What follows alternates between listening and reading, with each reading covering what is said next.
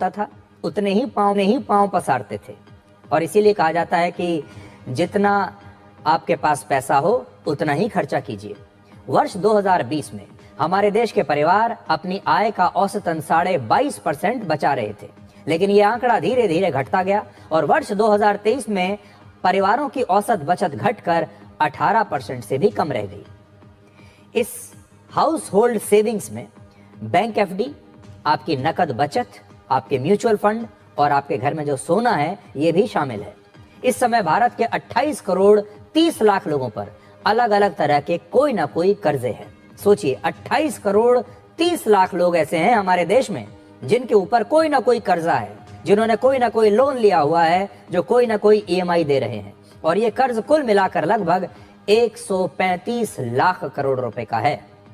तो ये एक नई सच्चाई आप देख लीजिए, 28 करोड़ लोगों पर आज हमारे देश में कोई ना कोई कर्जा है, कोई ना कोई लोन उनका चल रहा है, किसी ना किसी चीज के लिए वो ईएमआई दे रहे हैं।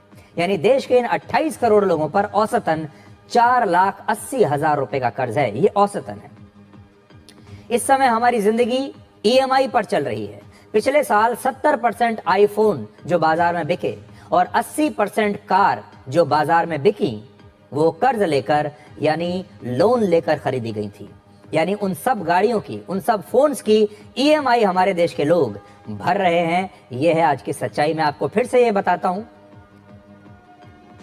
देखिए, मैं फिर से आपको ये आंकड़ा देता हूं।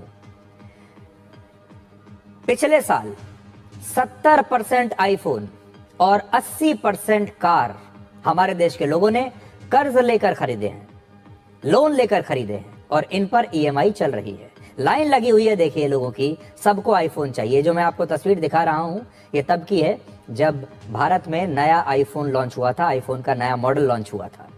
लाइन लगी हुई है लोगों की।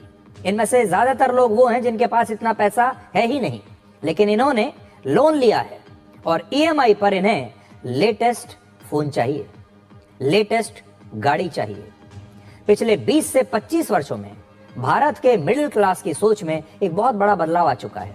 पहले मिडिल क्लास की पहचान उसकी कमाई से नहीं बल्कि उसकी बचत से होती थी और उसकी जो यूएसपी थी वो थी उसकी बचत करने की आदत। लोग अपने सीमित संसाधनों को बहुत सोच समझ कर खर्च करते थे।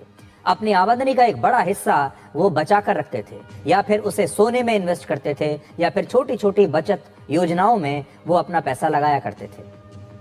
अक्सर हमारे घरों में माएं अलग अलग जरूरतों के लिए पैसा बचा कर रखती थी।